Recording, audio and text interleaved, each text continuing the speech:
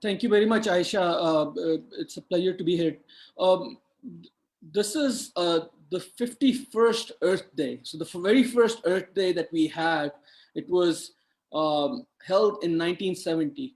And since then, the situation of the planet has gone from bad to worse in a number of ways. And we are here to today talk about one particular issue that is affecting us, and that is climate change.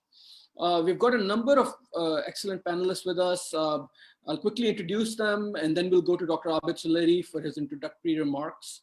We've got with us, it's a pleasure as always to have Dr. Salim Ul-Haq, who's the director of the International Center for Climate Change and Development in Bangladesh. He was the lead author of the chapter on adaptation and sustainable development in the third assessment report of the IPCC.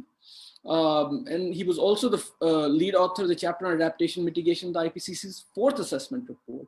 His current work includes building negotiating capacity and supporting engagement of the least developed countries in climate negotiations.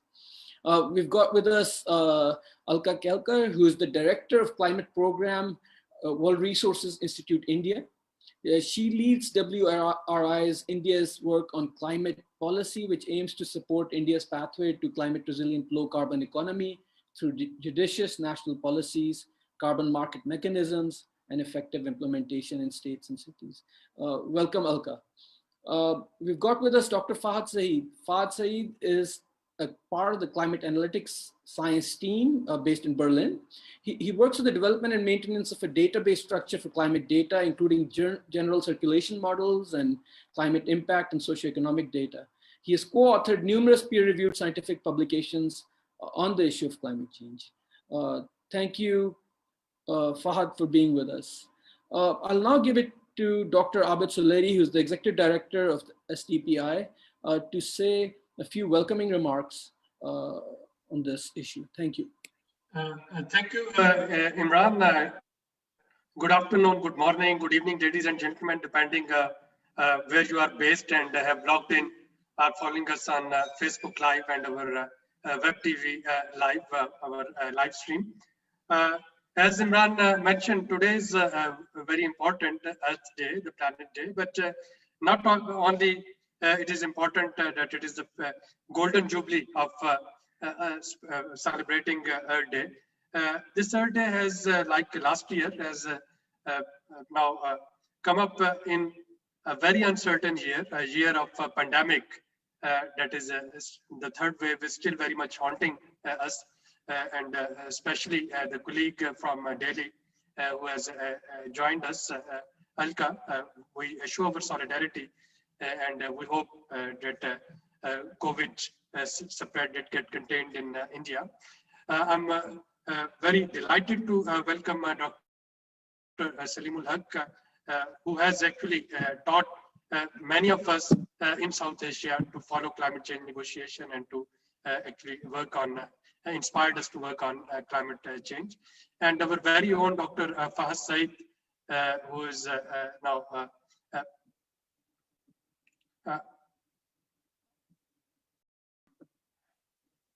and very own Dr. Fahad Saeed, who was a research fellow at SDPI and now is working with the climatic analytics in Berlin. So before this session, we already had a session in the morning, and that was on low carbon growth and low carbon recovery. And I would say that this is very much in continuation, the discussion that we started in the morning that was more focused on our domestic issues and our house, what needs to be done in Pakistan in order to build back better, clean and green growth and clean and green recovery. And this session where we are quite keen to listen from Salim and Alka and Fahad, road to Glasgow. And as you know that hopefully 26th COP would take place in Glasgow, either in person or in hybrid mode or virtual in October. And I think this is about time that we in South Asia, as a South Asian bloc, we can come up with our joint and combined regional agenda. One of the agenda points that we have been advocating for, that is about loss and damage. Another, of course, is about the Green Climate Fund. And this pandemic has shown us that countries like US, if they can uh, cough out more than $3 trillion as a pandemic stimulus, as a COVID stimulus, committing an amount which is of that fiscal stimulus that the international community has provided.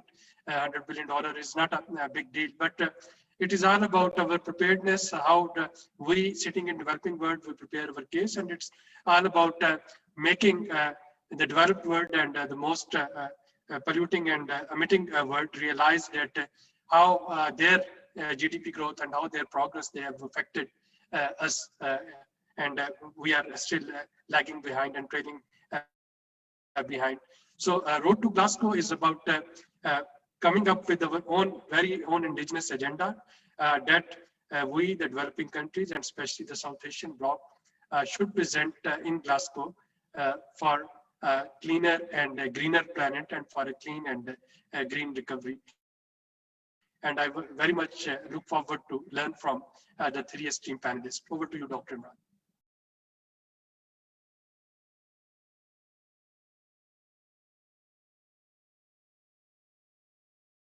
Thank you very much, Dr. Saleri, for these remarks. Our panel discussion will continue for about 50 or 55 minutes today. So without further ado, let's just get into it. Let me start with Fahad. Fahad, there's been discussion around the 1.5 degree scenario versus the 2 degree C scenario. The Paris Climate Agreement calls for and it even says that if we can, we should keep it to 1.5 C. What is the scientific consensus right now? Is 1.5 C achievable? What does the science say? Thank you very much. Thank you very much, Dr. Imran, for inviting me and to be a part of this very elite panel. Yes, to address your question, I'll just go back a little in the past just to give you the significance of this 1.5 degree centigrade goal. So it was in Cancun, if you go in 2010, I think it was COP13. So the language of the decision was that to stabilize the temperature below 2 degrees centigrade. But after that, there was a process under UNFCCC, an international process which is called periodic review of the available science, because after the Cancun, there were a lot of voices from developing world and the smaller and developing states that we are already vulnerable to the impacts of climate change, and 2 degrees centigrade would be too much for us. So that after that very robust process of science-based process from 2013 to 2015, this threshold of 1.5 degrees centigrade was featured in Paris Agreement. And the language from Cancun, which was below 2 degrees centigrade, was translated into well below 2 degrees centigrade. So sometimes the misconception is that Paris Agreement have two goals, 1.5 at 2 degrees centigrade. But in actuality, in the stance of most of the, I don't know whether should I call most of the, but our stance is that it has only one goal, which talks about well below 2 degrees centigrade and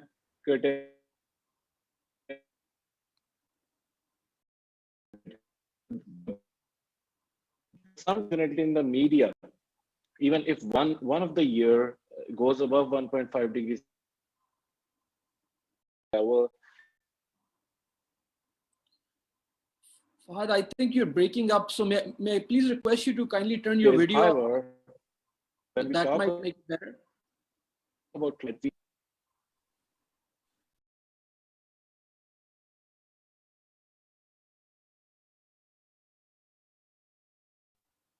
okay, yeah. Now. Yeah, if you can turn off your video, perhaps we'll have a better audio. Am I audible now, Dr. Imran? Yes, you are.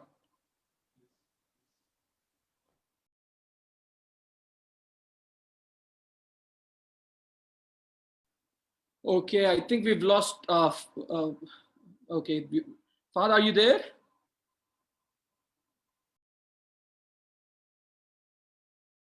I'm here, Imran. Can you hear me, please? Yes, go ahead. Finish your thought. Okay. When we have here about 1.5 degree and the media that 1.5 degree centigrade is breached.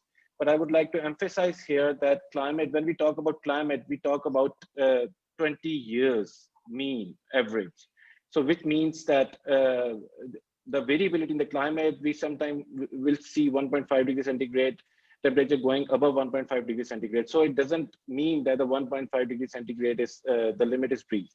The second point I would like to make here is that the one point after the Paris Agreement in 2018, there was a very important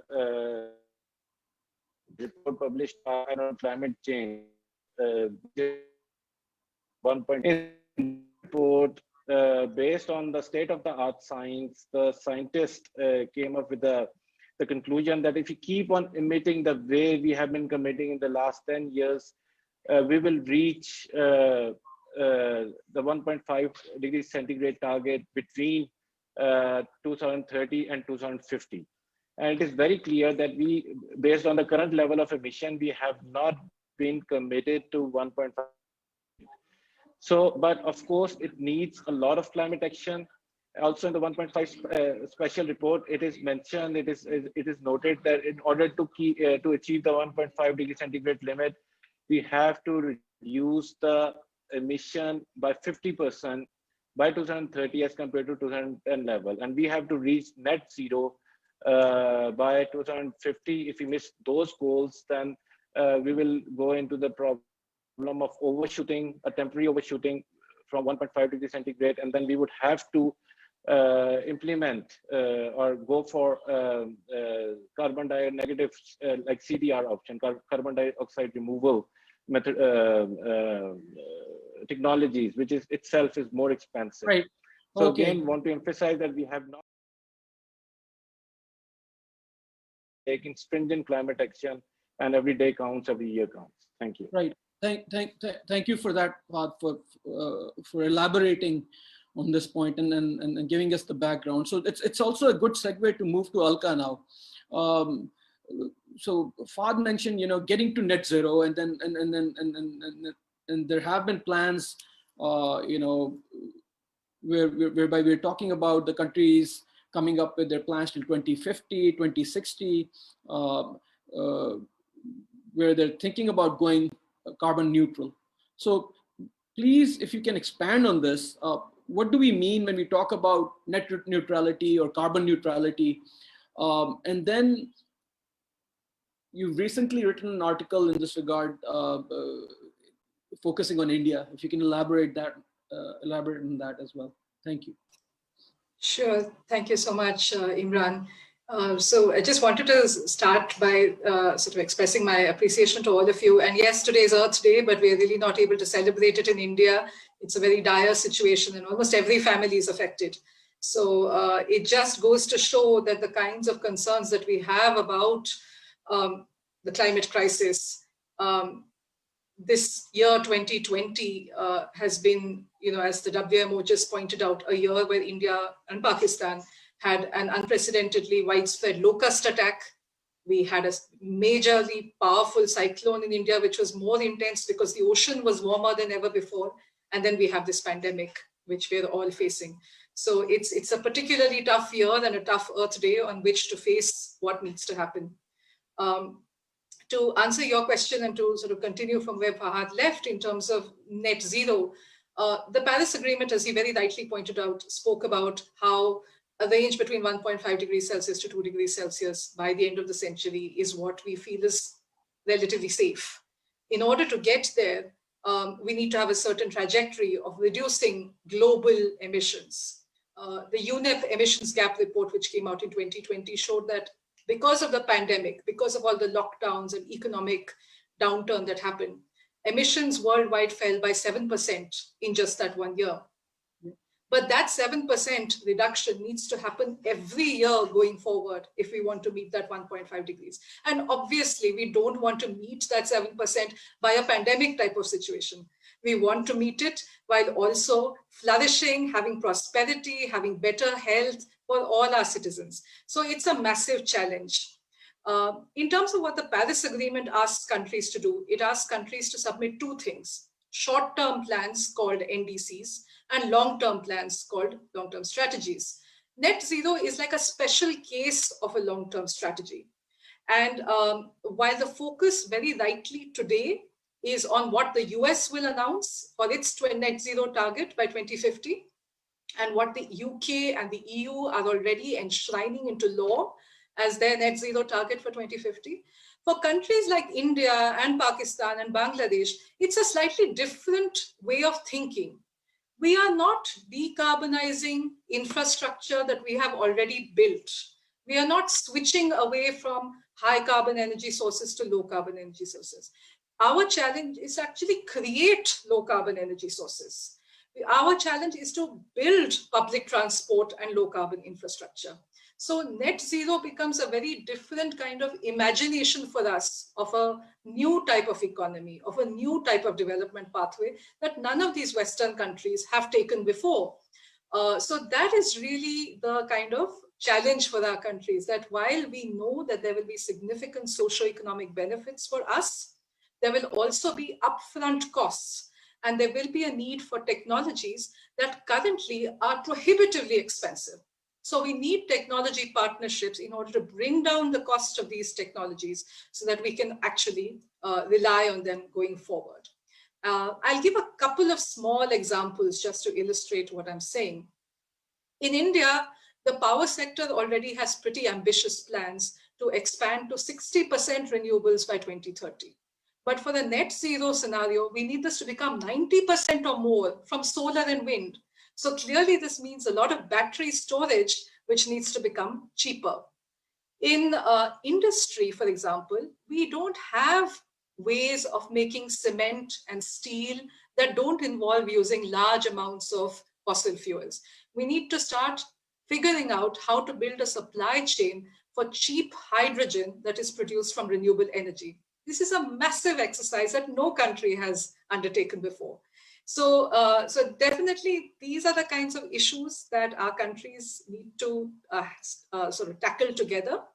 Having said that, it's not that everything is futuristic. There are many things that are already in our hands. For example, transport sector interventions can start today. Many states in India are already saying no to no coal power projects. Many cities in India are saying we want to develop in a carbon neutral way and are voluntarily taking on these targets. Big cities like Mumbai, Chennai, Bangalore.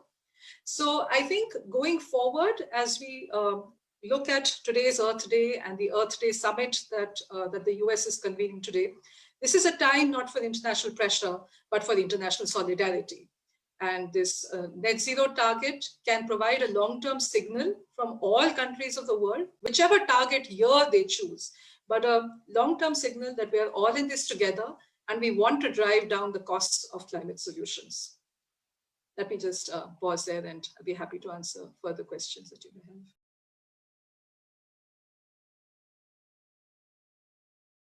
Thank you very much for that, Alka. We've got a number of participants and attendees here, so I'm just going to request them to ask their questions by putting them in the chat box, and then we'll be able to come back to the panelists with that. So one thing that Alka just said, she was talking about international solidarity in light of the climate crisis, and I'm going to take that and come to Dr. Salim Ul-Haq. And Dr. Salim Ul-Haq, you're perhaps one of the very few individuals who has gone to all of the Conference of Parties, right? So, I mean, this is going to be the 26th iteration this year. You've been to 25 of them. So put it in context for those of us who've never been a part of the discussions, and how do you see the evolution of climate negotiations, particularly now when we know what the challenges are, particularly when we know what is happening in the US with the the constant changes between the Republicans and the Democrats, how do you see us moving forward? Are these conference of parties still going to be a platform where we'll continue to negotiate for another 25 years? Or is it time that we just put all of that behind us and come to a consensus whereby we can take concrete decisions that favor those of us who are most vulnerable? Thank you very much, Imran, and thank you, STPI, for organizing this excellent event and inviting me. So my answer to your question is that 25 years is enough. We didn't do enough in 25 years. Another 25 years of doing the same is, Einstein's definition of insanity, doing the same thing with no result, expecting that you'll get another result every year. Not going to happen. And so I would argue that the time has come to, put COPs to rest. They are no longer an effective means, and I'll give you several reasons why I say that. First of all, I'll describe a little bit about what a COP is and what it's supposed to do and what it then fails to do. A COP is actually a huge event held in a city around the world. Every year it's hosted by a country from a different continent for 2 weeks. The first week is an officials level meeting. The second week is a high level politicians meeting. Sometimes heads of state come and they make a final decision.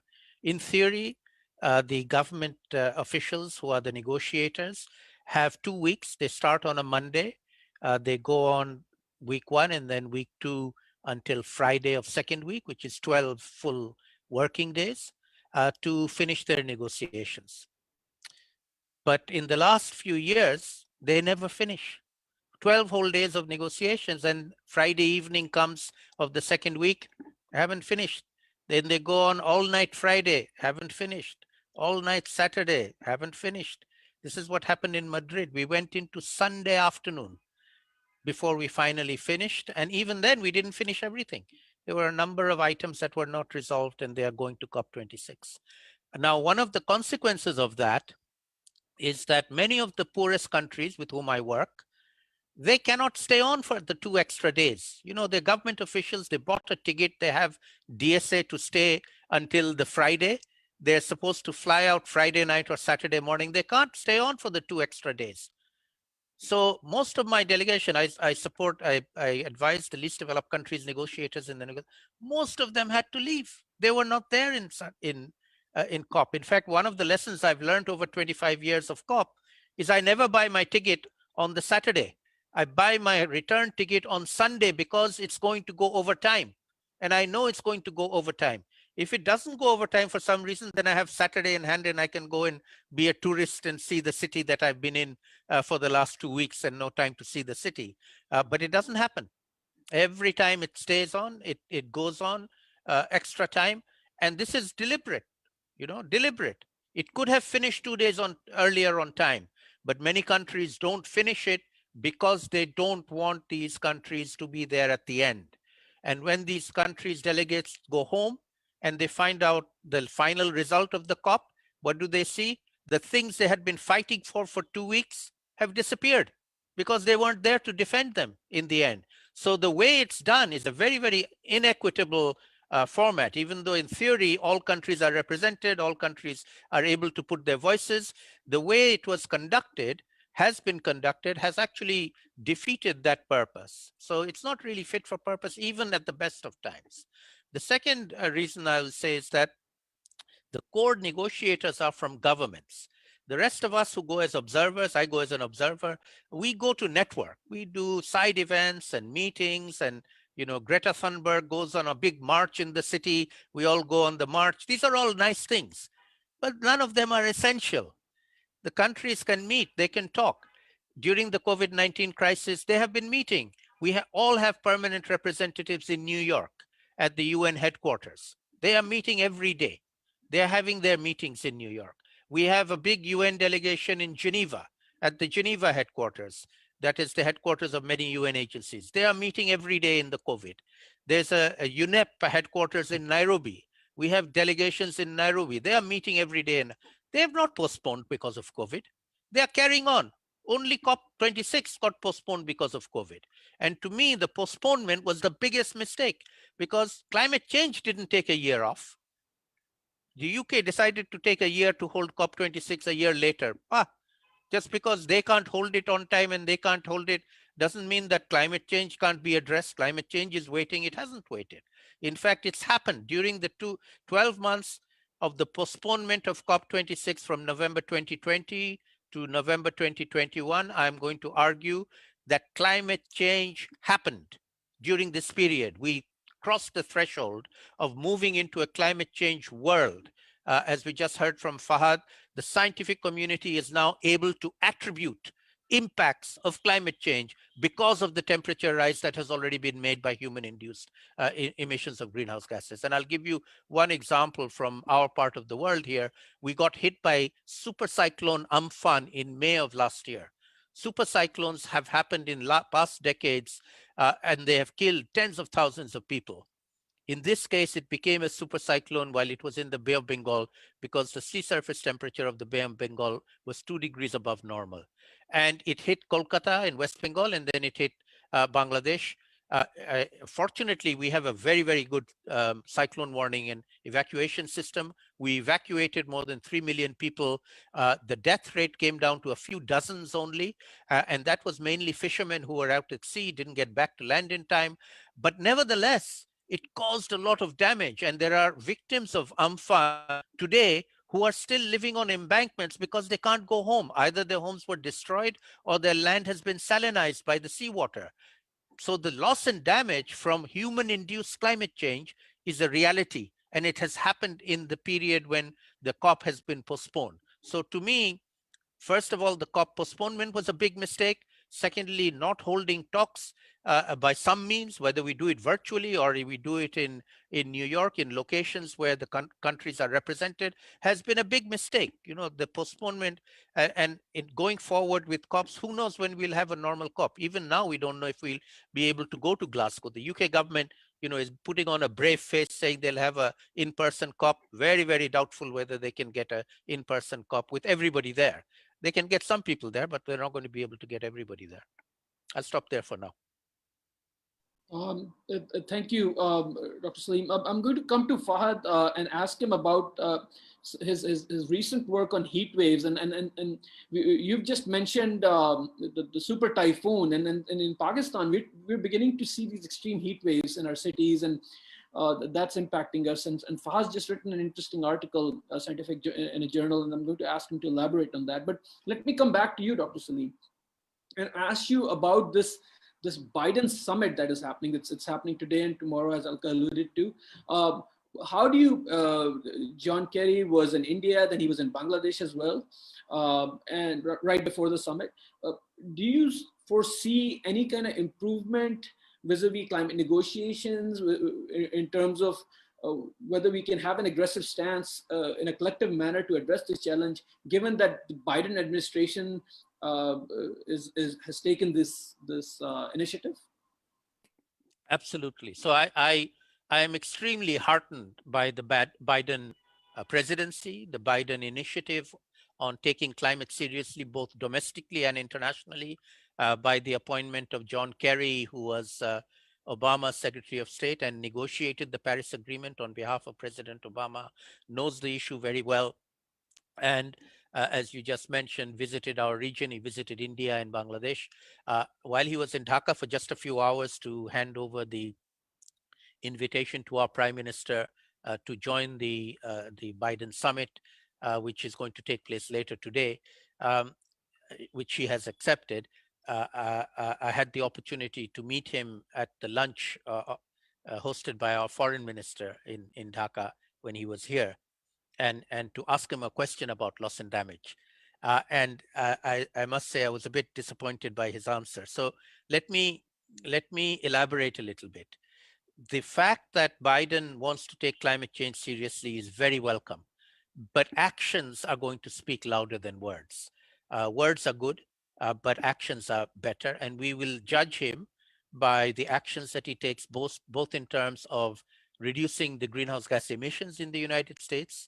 And to be fair, the new $2 trillion bill that they are putting together has a lot of good stuff in it on developing green jobs and investing in green energy going forward. That's to be commended. The second area that they have to deliver on is on finance. President Obama signed up to $100 billion a year from 2020 onwards. The US share of that was supposed to have been $3 billion.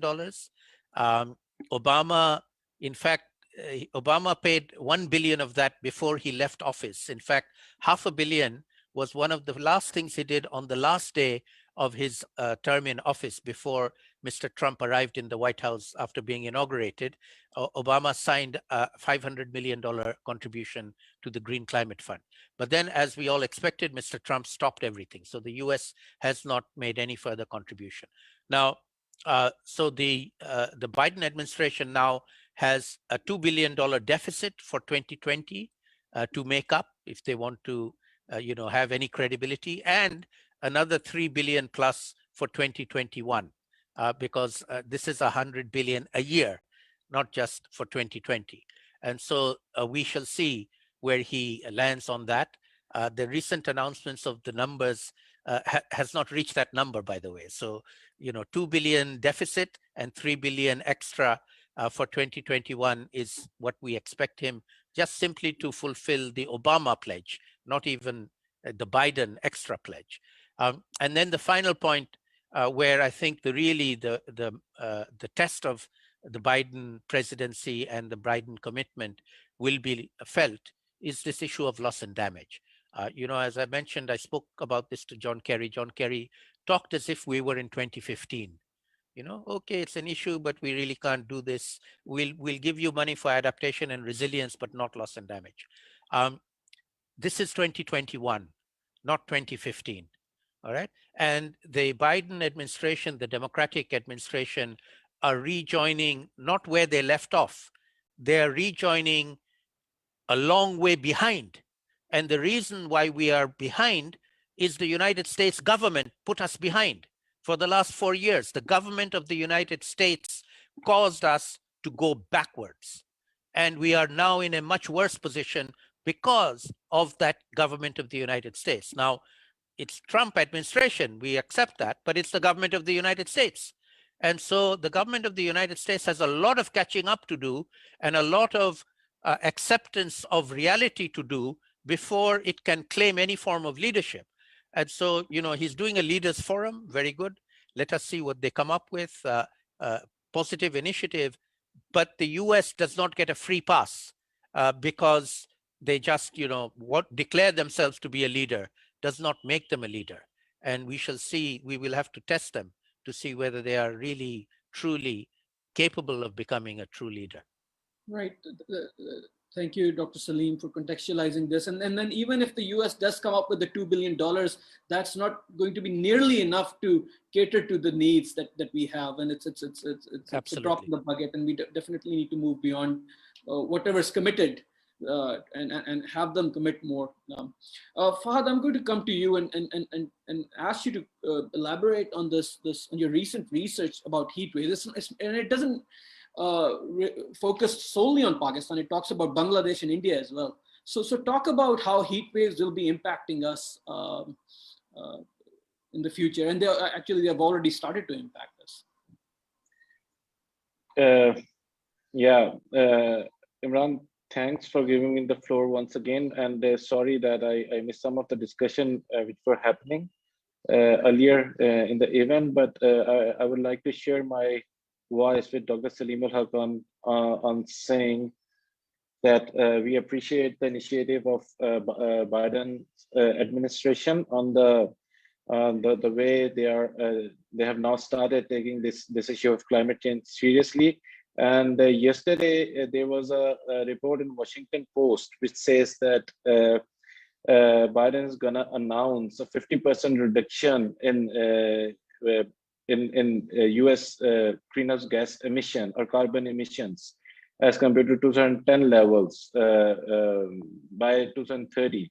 which would mean that this announcement is in line with the achievement of 1.5 degrees centigrade goal by the end of the century. So that is definitely welcome. But the point raised by Dr. Salim were very valid, that I mean, we have lost a very precious time because of the government of United States in the last 4 years. So coming back to your question, yes, I did the research, and that research was solely based on Paris Agreement target of 1.5 and 2 degrees centigrade as it is perceived generally. That what is the differential impacts of climate change for heat stress events in the South Asia at these two global warming levels. So we actually furthered the information from the previous study. And one of the previous study, it was mentioned that the lethal wet bulb temperatures. So, okay, let me explain what is the difference between the dry bulb temperature and the wet bulb temperature. So the dry bulb temperature is something which we measure by through thermometer, right? So a human body can sustain the temperature of up to 50 degrees centigrade or even more. But when you include the humidity, which is the moisture in the air, so there are certain thresholds beyond which human body cannot survive. And one of the threshold is 35 degrees centigrade wet bulb temperature.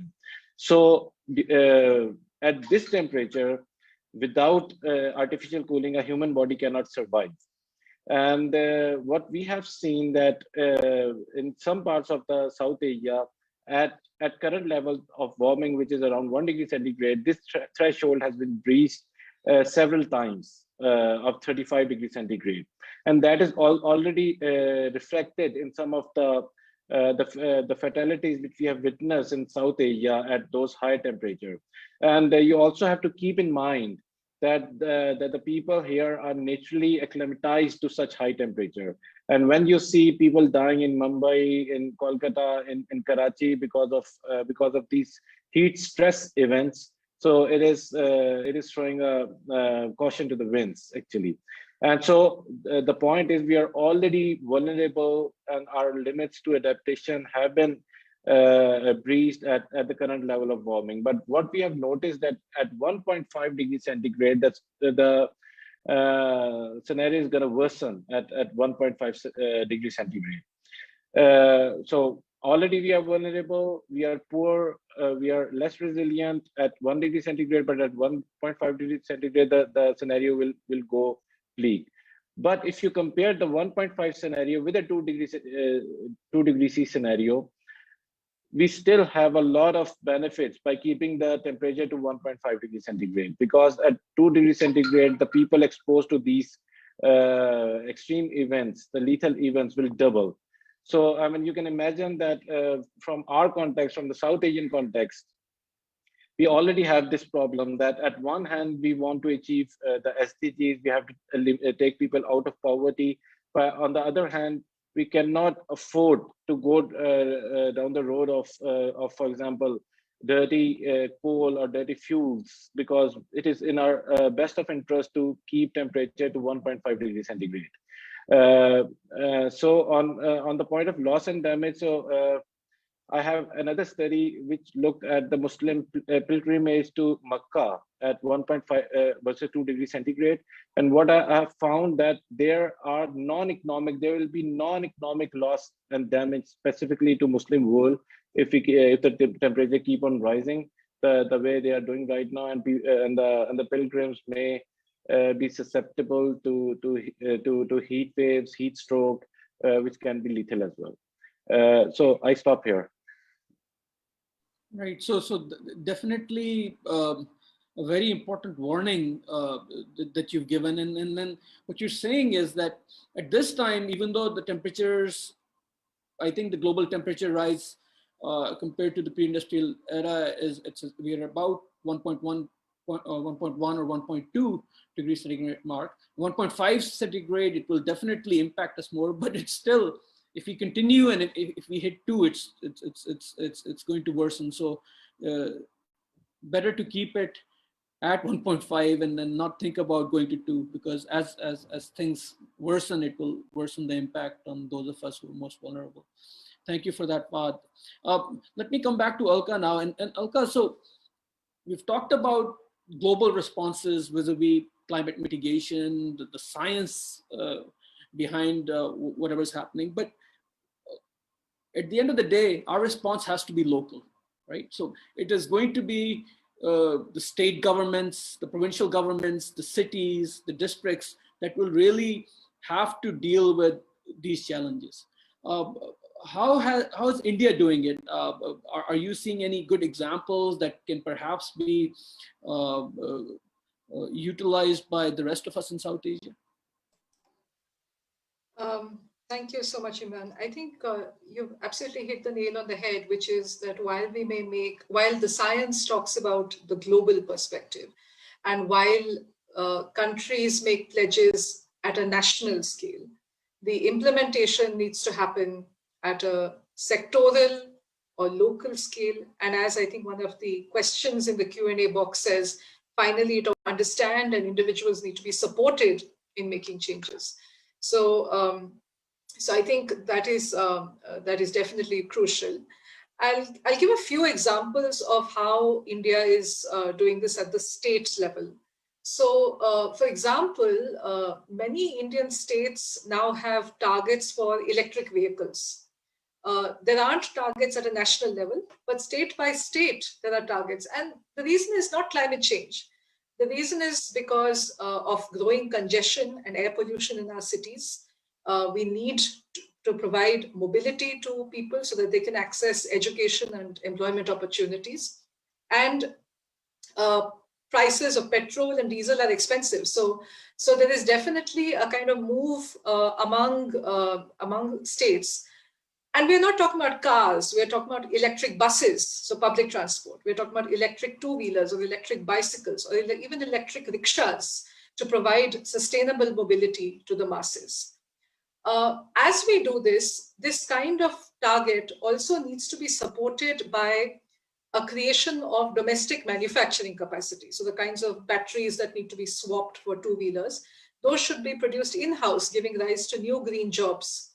Thirdly, you need to provide finance to those startups or agencies that will provide these services. So for example, if Uttar Pradesh state has a target for making electric three-wheelers electric, there is a social venture that provides finance loans to rickshaw workers who don't have paperwork, they don't have collateral or a credit history in order to get a loan to upgrade their rickshaw to an e-rickshaw or an electric three-wheeler. So those are the kinds of supporting policies we need to make sure that the climate actions we propose for environmental reasons are also socially beneficial and economically beneficial.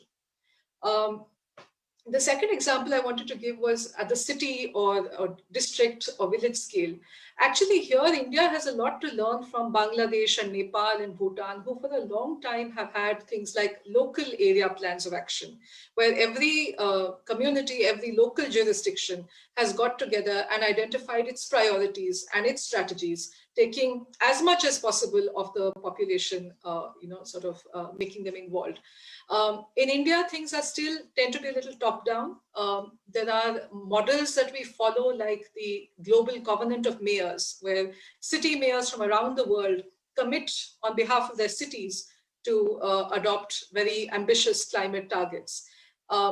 While this is great because cities are where all the action is, we are putting in place a lot of new infrastructure. In India, mayors tend to be not very politically strong, and city finances are not very good. So the kinds of carbon neutrality pledges that we are seeing in Indian cities also need to be backed by providing access to urban finance, which is where things are happening now. We're also providing a lot of training to urban officials. As you can imagine, they're all just so overwhelmed with the COVID pandemic right now. But they have been participating very enthusiastically in trying to develop inclusive climate action plans. But finally, I'd like to just end by saying that whether you talk about action at the state scale or the city scale or the sectoral scale, climate action needs to be mainstreamed into whatever plans cities or states may have. You can't expect them to take on an additional kind of set of indicators or a set of budgets Climate budgets need to be incorporated. Climate indicators have to be incorporated. And that's the sort of thing that we are also working with urban officials, saying that if you make a city climate action plan, then you will get additional finance to implement low carbon rather than high carbon options. If we do it like that by mainstreaming, then for the individual official, it is not an additional workload, but it just becomes a kind of checklist where, in addition to looking at cost factors, they also look at the climate consideration. But we need to put it there, otherwise they may not think about it. One last point on the sectoral thing, because there's a lot of discussion these days that you need to have actions that are sectoral in nature. But I would really like to emphasize that we need to think of this in a cross-sectoral way, because very often actions that happen in one sector have massive impacts on another sector. I'll just give the example of electric school buses. Biden has mandated that all school buses in America should become electric buses. What happens with this is, and this was a question also in the chat box, that how do you reduce the cost for renewable energy? What happens is that the school buses, this public procurement that the government does, it becomes a dedicated buyer for clean electricity. And so the renewable energy industry also gets stimulated and starts generating electricity to supply to this confirmed buyer. So we need to look for these kinds of opportunities that exist across sectors, and we need cities and states and indeed countries to learn from each other and adopt the best practices. Thanks. All right. Thank you very much, Alka. Spot on a number of things that really need to be done at the local level and then collaboratively. It also speaks to one of the questions that we've had in terms of what actionable steps that we can take. Let me turn to Fahad now. And Fahad, somebody's asked that what steps can we take to make the science more accessible to South Asians? The conversation is not even beginning to happen in Urdu, Hindi, Bengali. Who will take the responsibility of developing climate change vocabulary in local dialects? How do you see this? Is this something that we can take up?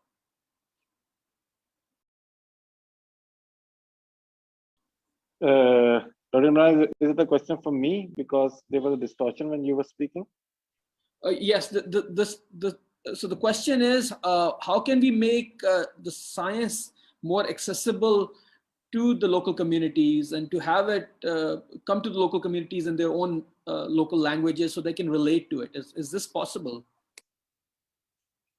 Yes, of course, this is possible, and we can see this positive trend in the case of like the media now taking this issue of climate change more seriously. But my own judgment is that the coverage of climate change has remained mainly in the foreign language, like English media, and there's definitely a need to translate this kind of information in local languages. And what better institute other than, for example, the ones we have on the panel, for example, SDPI, ICSAT, and ICAT, sorry for mispronunciation, and the BRI.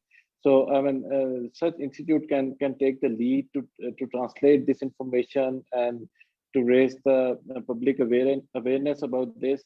And also the countries of South Asia, I mean, there has to be some platform where they can share the knowledge, share the experiences. For example, let me just quickly reflect upon the example of Ahmedabad heat wave response. So in Ahmedabad, I don't remember exactly, but I think it was in 2010 when Ahmedabad, India had this heat wave, and they developed a framework to respond to those heat waves in future. And that is a very robust kind of a plan, and which can be replicated to other countries of the South Asia. So I think in that respect, we can make, for example, a platform of SAG more effective, and start to, transfer the knowledge and capacity within the South Asia, which might also serve as a model at a global level as well. Thank you very much. Thank you. So I'm just going to come to Dr. Salim. So you can make your comment, and then you can perhaps also answer this question regarding the possible avenues of cooperation for South Asian countries. So go ahead.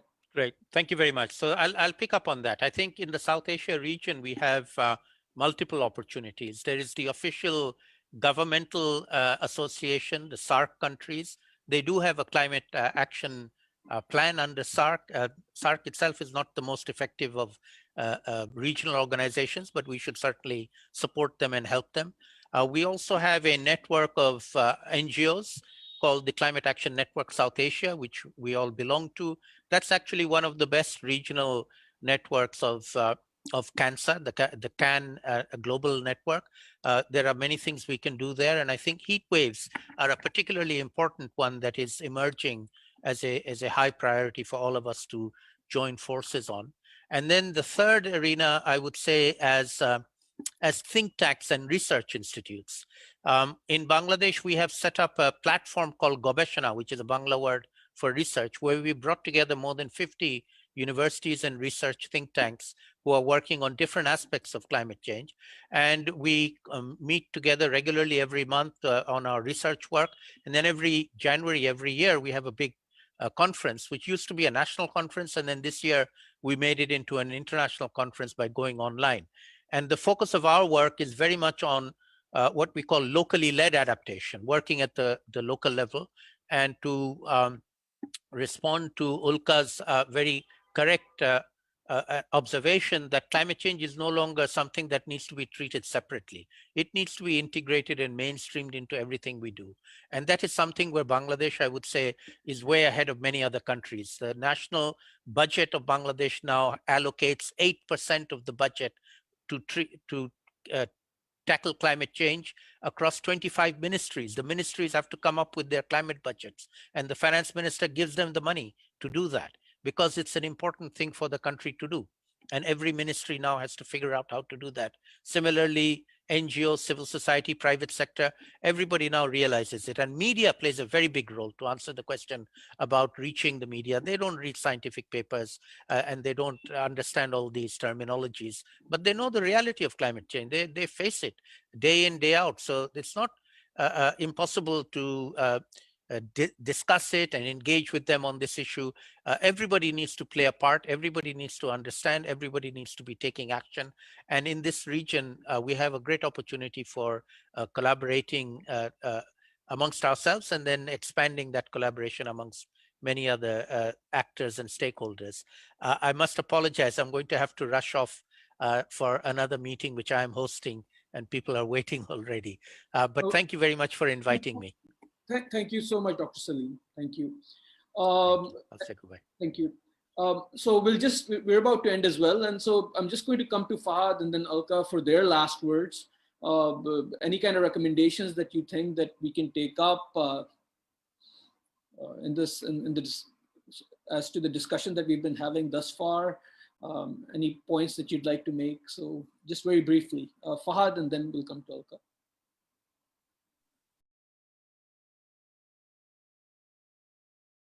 Right. Thanks, Dr. Imran. So coming back to the point, the sense of the title of today's meeting or seminar, I would say that we have to maintain a very delicate balance in terms of our engagement in COP26, because on one hand, as I said earlier, that we are among the countries which are worst affected by climate change. On the other hand, we have to ensure that it has to be sustainable.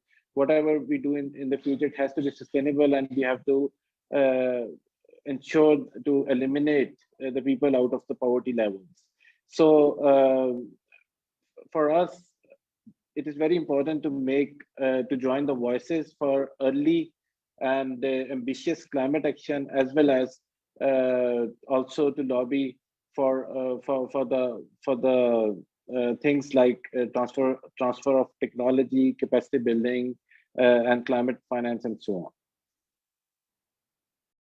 on. Thank you, Fahad. Ulka, please. Thank you, Imran. So I want to end by very quickly saying 4 things which are important for this road to Glasgow, as you have put it. First of all, a lot of Western countries are taking very ambitious climate targets, which is very good. But we want to make sure that this is not just going to be achieved by shifting their production to developing countries. So what is important is that consumption-based emissions need to come down, not just production-based emissions. Because if it is production-based emissions, China has been manufacturing for the rest of the world for the last 2 decades, but the world's emissions don't go down if instead of UK manufacturing things domestically, simply imports them from China. So overall, consumption is something we need to keep an eye on. Second, even as this shift happens, countries of Europe and US are putting into place a border carbon tax, which is they're saying that we want to make sure that as we take stronger climate action, our industry does not lose competitiveness. So we will tax the imports from your countries if you don't also take stronger climate action.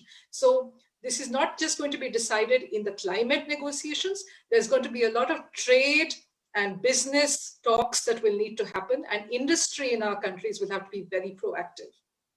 Third, this issue of technology partnerships is something that I'm personally I always speak very optimistically about it. I'm always kind of very positive about it.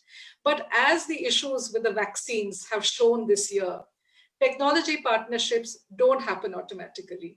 Patent relaxations or waivers don't happen automatically. We need concerted action to make sure that we actually transfer the technology that we need for low carbon solutions and make sure that we drive down their cost and adapt them to our countries. This is something that is very serious now. It is not something that will happen with goodwill and good intentions alone. And I say this as an optimist.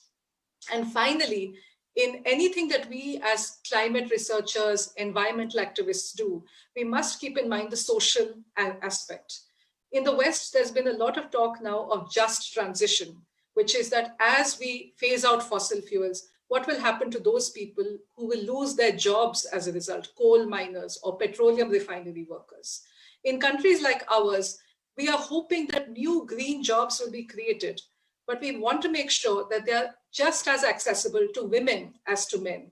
That when we use land, scarce land for renewable energy, we respect the rights of those people who own the land. So there will be many new kinds of just transition issues in countries like ours, so we must keep the social aspects front and center in any climate action that we undertake. Thanks. Thank you very much. And thank you for highlighting this, because climate change is first and foremost a social justice issue. And unless until we try and put that in front of us, we'll miss out on the most vulnerable. It's been such a wonderful discussion. We've only touched upon a few things, but this goes to show you the scale of the problem that we're facing with. I'm sure that hopefully we'll get a chance to come back and talk about adaptation, an aspect that we did not do in a lot more detail, because in South Asia, that's going to be very key for us. But in any case, I want to thank Ulka, I want to thank Fahad, Dr. Salim Al-Haq, Dr. Abid Suleri for being with us and highlighting some very key aspects of the climate crisis and suggest some key recommendations in the way forward as well. It's been a very interesting discussion, and thank you so much. Thank you very much to your whole team and all the participants today. Very grateful to share this hour with you. Thank you. And then this is being recorded, and we'll have this put up on our Facebook site, and we'll also share the link on our Twitter feed.